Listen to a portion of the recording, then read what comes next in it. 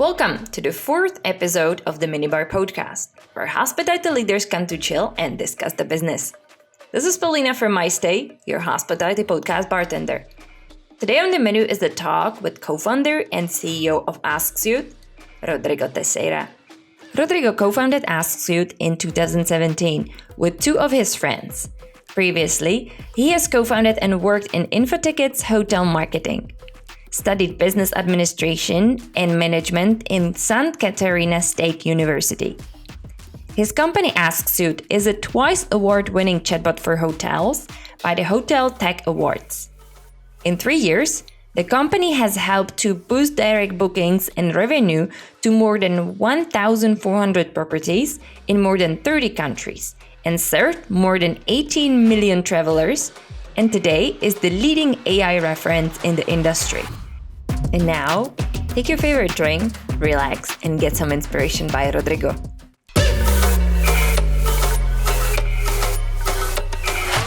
Hello everyone, and mainly hello Rodrigo. How is everything? Hi Paulina, nice to meet you. It's a pleasure to be here with you. Nice to see you here in our podcast too. So Rodrigo, I'll start with a question straight away. Why you and hospitality? What did you study and why did you choose this industry? So I did business administration in my uni.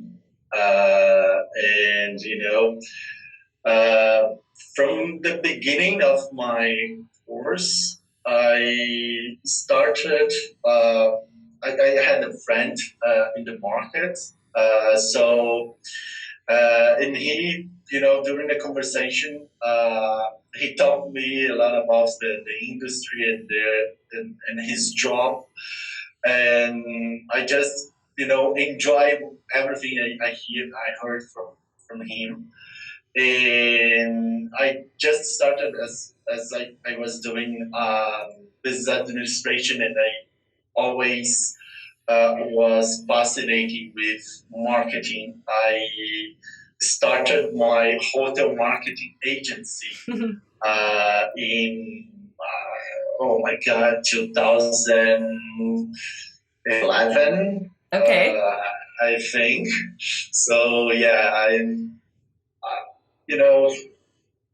have like 10 years of experience within the market. I see. And the other question would be, what is the story behind AskSuite?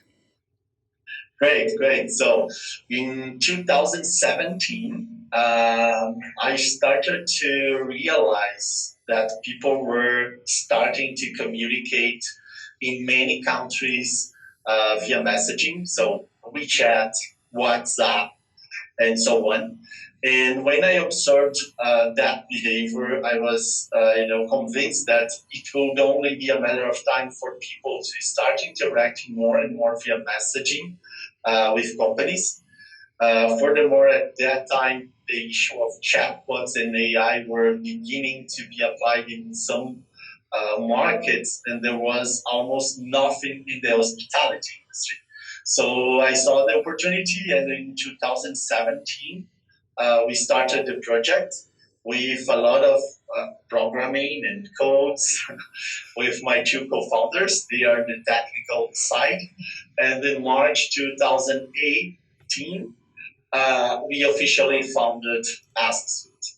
Very cool. And I don't know, it was half year ago when we met the first time, and you said something beautiful about, and then you tell yourself we will be the best chatbot in the world. And this is what happened actually. So have you used your marketing knowledge, or how did this happen? Yeah, sure. I tried to do. So yeah, it was an incredible journey until here really quickly. We did it in 3 years. And after 2 years, because we are recognized in 2020 as the best chatbot in the hospitality industry. So yes, it was an incredible journey, hard work, and yeah. Cool. Well, you always talk about conversational and messaging as the new way to increase the direct booking. So this is actually why MyStay and AskSuite went together, because you do part before reservations and we do everything after. But then why should hoteliers pay attention to those channels? So based on your recommendation. Yeah, many companies from different countries have realized that offering messaging channels as a contact and buying option is something crucial, to be closer to your customer and in line with this change in the consumer behavior.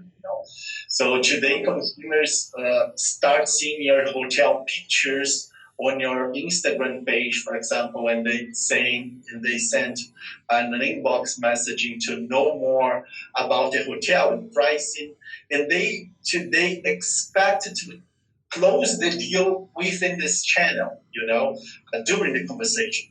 So that's why, for example, WhatsApp just launched their payment feature within the app, as well as we've seen with WeChat.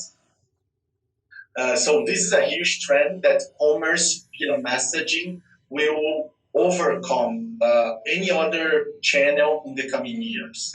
There are countries, for example, where WhatsApp represents 75% of all direct hotel reservations. Mexico, Spain, Italy are using the WhatsApp button within their website that directs potential guests to a WhatsApp number where you can interact with their reservation partner or even with a chatbot. And by applying this strategy, you get a huge advantage because once someone sends you a message via WhatsApp, you automatically get all the potential guest data to follow up them. So you don't need a landing page. That's why a lot of hoteliers are also directing Facebook ad campaigns to send a message instead of sending to the website, for example. So and on the other hand, traditional service channels are decreasing year over year. The number of active landline telephones in the US has been decreasing by 3% year for 5 years in a row. And the mailing too, is trending the same direction. You can get the information quickly. So definitely hotels should be available via messaging. I do suggest analyzing website live chat, WhatsApp, Facebook Messenger, SMS, and WeChat. This podcast is brought by MyStay, the contactless solution for check-in, check-out payments, e-keys, and service upsell for hotels, hostels, and all other travel accommodations.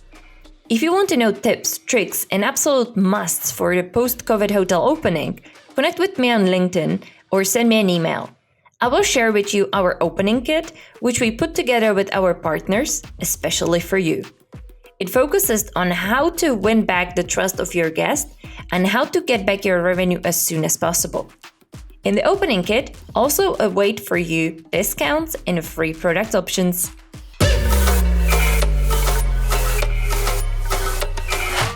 Do I understand correct that also the hotel chatbot like AskSuite goes for the website, right? Because we're using in MyStay also your chatbot for our website, but the website for hotels. So it always goes to the website, right?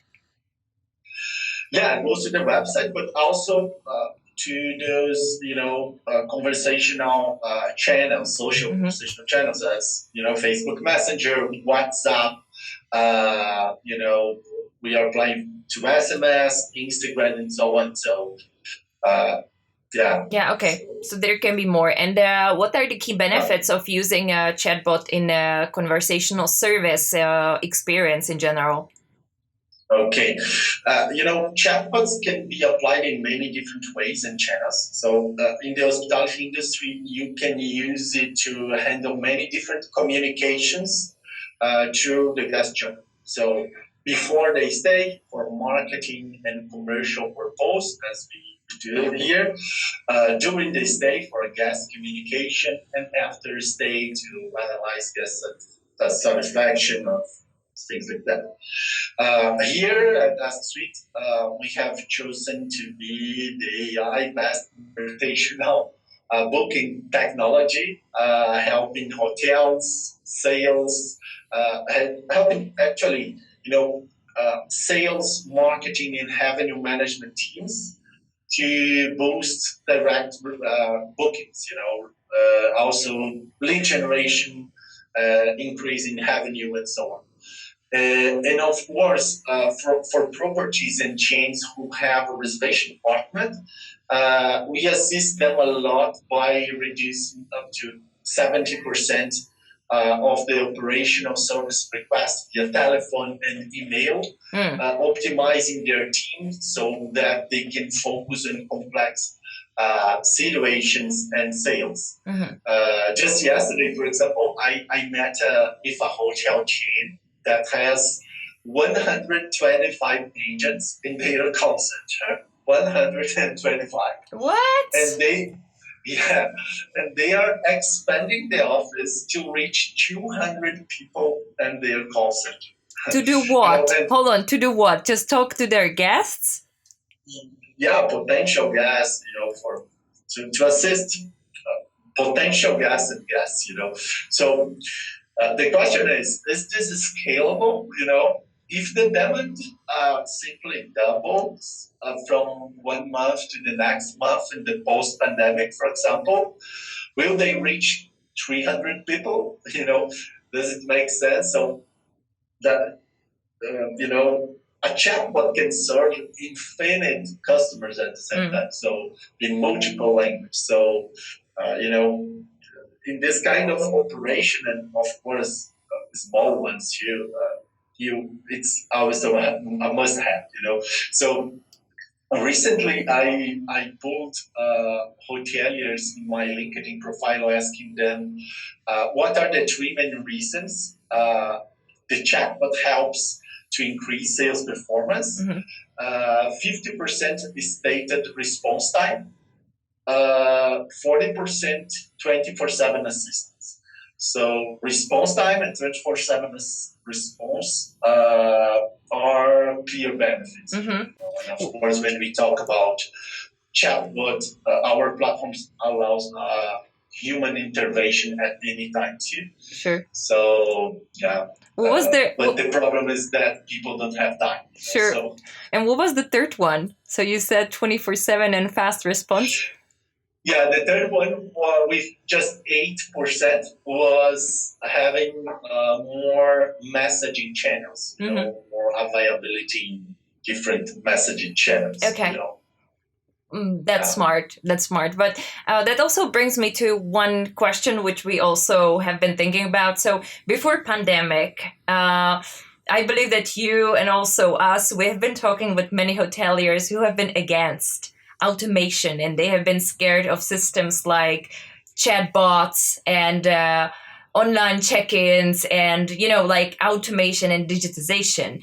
Have something changed on this in the opinion of hoteliers, let's say during pandemic or after pandemic? Are they more willing to go for bots and let's say automation, in your opinion?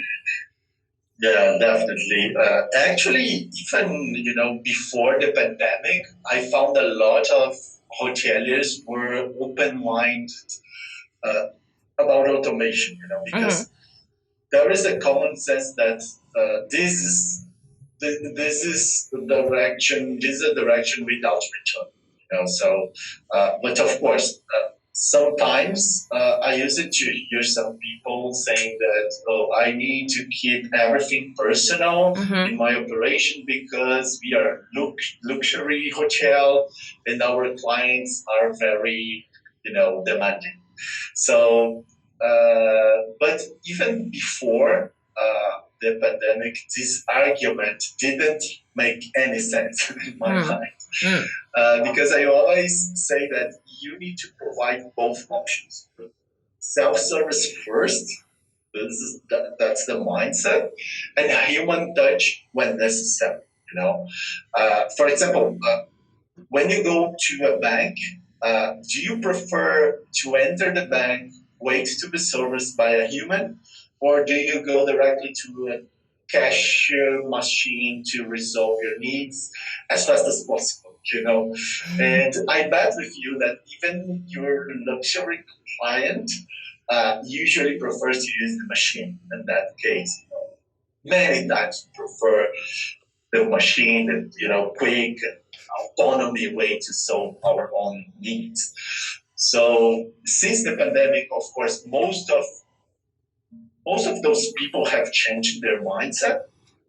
You probably have seen the new Marriott's self-service kiosk that they are applying worldwide, and it illustrates how things have changed.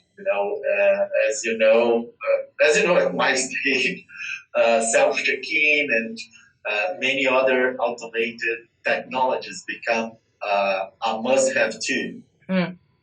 That's correct. But for the listeners, could you just a little bit more explain what actually is chatbot in general? Sure. So a chatbot, it's it's an automated way. It's an automated chat. So actually, instead of a human writing and responding via messaging, it's a bot. It's an artificial intelligence behind. So that's the way it works. So we applied artificial intelligence, natural language processing to make it automatically and as seamless as possible to a potential guest experience.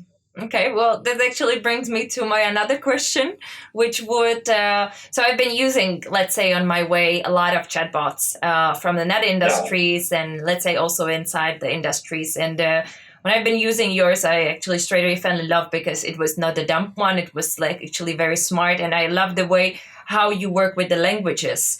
And as I also mentioned, you won a lot of awards, which congratulations for that. But the question is, so how you became with your chatbot that, let's say, smart and user-friendly, and also how comes or how to build the #1 chatbot worldwide. So, yay. Yeah, great. Great question. In fact, sometimes we meet people who initially say that they have already used a chatbot in another segment, but who didn't like the experience. And that happens when you interact with chatbots that are not customized for a segment, Mm-hmm. And the generalistic chatbots won't really have the language to understand specific questions about your business, travel, as we're talking here, nor the integrations necessary for a better user experience. For example, if travelers ask for codes or the distance from the airport, generalist chatbots will not understand the question. Actually, that's the truth. So on the other hand, we were the first chatbot company in the world to integrate with booking engines and show the quotation of all rooms directly throughout the conversation. So that's one of the reasons we became the #1. And the AI itself evolves based on the amount of data that our technology has already processed. So last month, for example, we supported 1.2 million travelers, and in 3 years, more than 250 million messages were exchanged within our technology. So each interaction and additional piece of customer data collected improves the bot's ability to understand a user's intent. That's the way we analyze, what each potential guest wants. We call it user intent. So concluding your question, the best chatbot for you will depend on your business goals. It's important, and your desired use. On our part, we help hotels increase sales and revenue, which led us to develop many special features related to those goals. But one rule of thumb for designing a great chatbot is to make sure that the embedded AI has an understanding rate that's high enough to avoid frustrating your guests, because that experience you have mentioned as the terrible um, the terrible fact that can happen if you do not think about it. I see. Well, in general, if the hotel managers would decide to go for the chatbot, what would be the key metrics, numbers, so KPIs for working with the chatbot? What they should look at to know that it's successful cooperation with the bot? Is it the number of messages or number of approached reservations? Because I know that you guys are supporting a lot direct reservations, which is in these days a must. So what are the KPIs that the hoteliers should look at? Yeah, great. So there are several important KPIs to evaluate. The most important is the number of reservations, of course. So, and that we can track via booking engine integration.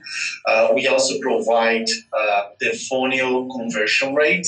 It's very important too, because it allows hotels to see in which phase they are losing reservations, and it helps our customer success team to analyze this data and help them to, define actions to, improve the conversion rate and the numbers itself.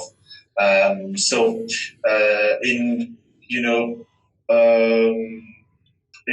of course, a reservation chatbot should also track all reservations generated via other requests, such as group quotes, for example, upselling, as we are doing with our integration with MyStay, for example.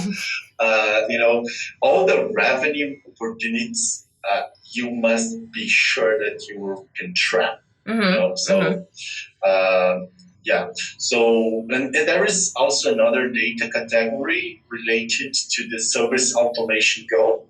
So here we analyze the number of chats per month during and outside business hours, chats per channel, number of people who asked for human intervention, and so on. And finally, the third category of data is related to service team management. Most of our customers use our platform combining AI and human integration. So the chat platform should be able to track every agent's activity and performance within the platform. So, yeah. Okay, that's very cool. And in general, where do you think that the trends in hospitality industry goes? Yeah, first I see that people worldwide are valuing living experience over acquiring things. I don't know if you agree with me, but in that sense has accelerated since the pandemic, I think. We have seen how vulnerable we are and how short life can be. So it increased this necessity of to enjoy life, actually. And of course, traveling is one of the best ways to do that. So I see a brilliant future for leisure travel. On the other hand, corporate travel continues to be unpredictable. A few months ago, I was thinking the corporate travel market would be significantly smaller. But now Google, for example, announced that they will return to work at their headquarters instead of staying remote. So we also have seen that online events do not replace the real thing. So in my opinion, our social life is one of the main factors that keep people mentally healthy. So maybe the impact on corporate travel won't be so big. Mm-hmm. I see. We are also seeing an increase in vacation rental demand. Also, people asking for our product for this market. So this demand and offer into this segment, led by Airbnb, will continually be a hotel competitor or even incorporated by hotel chains as a strategy. So that's another trend that we are looking for. And when we talk about terms, of course, often technologies come to our mind, and for sure, in the coming years, we will see a lot of high-level ones. Since AI, robots, voice assistants, smart devices, augmented reality. I think it's a huge trend right now. Like to almost visiting a destination and hotels from your home. So yeah, there are a lot of things to to see in the future. Okay, very cool. I like your opinions about that. And which brings me back to your team, because as we work together for more than half year, I really love the way how your team members work and how they cooperate with us. So that brings me to the question: as you're the founder, what are the values of the company? Because you have a young leaders, young team, which are very passionate about what you guys are doing. So what are your favorite values in the company, and in general, how you keep that big company running to be still number one? Great. Yeah, I understand company culture as the basis of constructing a solid business. You can't reach something really big without a united and aligned team behind it. So our first value is focus on results. What does it mean? You need to track everything in all departments to be focused on results. In our concept, it's difficult to manage without data on the table, to make decisions. You are also founder, you know how hard it is when you don't have the numbers on the table. How can I decide it? The right direction. So this is totally important. And this is a huge challenge also, because people usually tend to decide based on their own convictions. That's a huge challenge. And finally, your team needs to know on not only their short-term goals, but how they contribute to the company's mission and the impact on their work on society, because that's how we inspire them for something bigger. You need to have a why behind what you do. That's the point. Our second value is automation. So we teach our team to always monitor the operational things that they are doing, because we do believe that people should spend time carrying out what a system or a machine is unable to do. So, for example, if you are manually registering data from one system to another, the effort invested turns out to be a waste of time and money. So why don't we connect both systems? Last time doing it. So you can usually optimize processes by automating, integrating, hiring the system, or even third party. But our team must have this mindset to look at every opportunity of automation and to avoid operational tasks. So I also like to mention our third value, that is teamwork. So it's funny that a founder of an AI company says that our team is our main asset, but it is.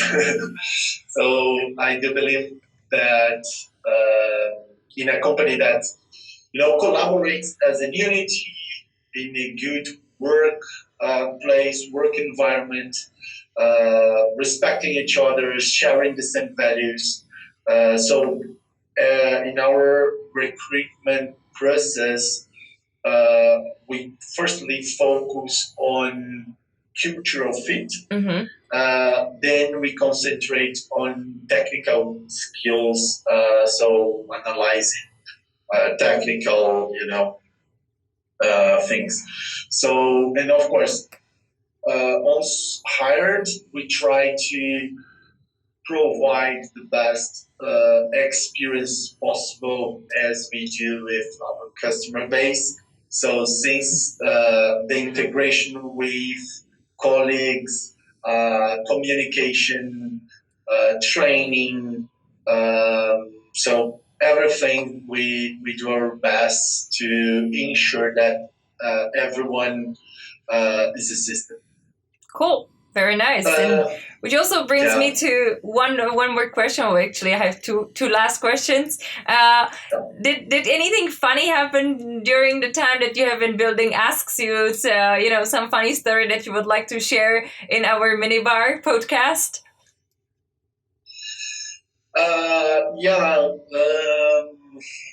Let me think about it.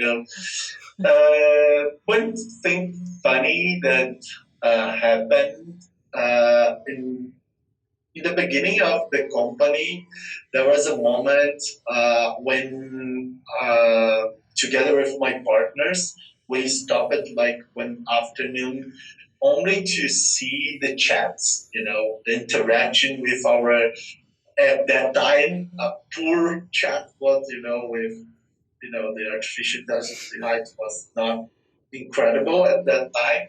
So we just stopped together that afternoon to see the conversations, and our goal was to find curious things like and funny things to use for marketing and things like that, and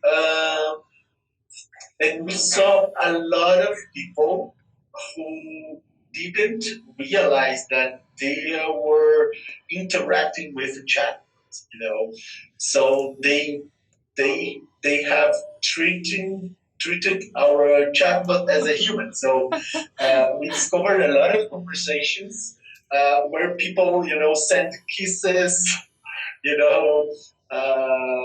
Wow. yeah, a lot of funny things. Oh, do you want to pair it with me? So, a lot of things like this. And, it was a funny afternoon seeing that conversation. Yeah.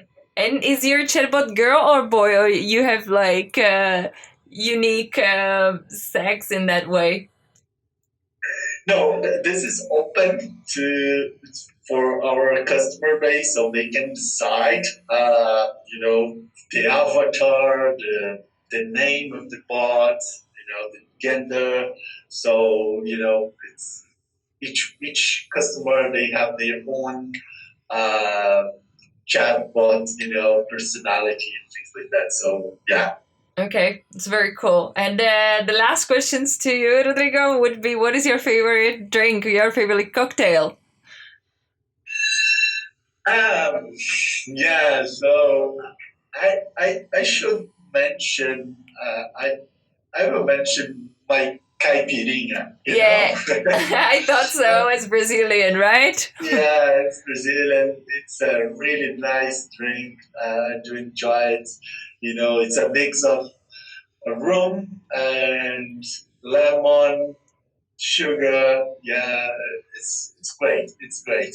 I'm so much with you. I love it too. And when I was in Brazil, I drink it all the time. So, Rodrigo, thank you very much.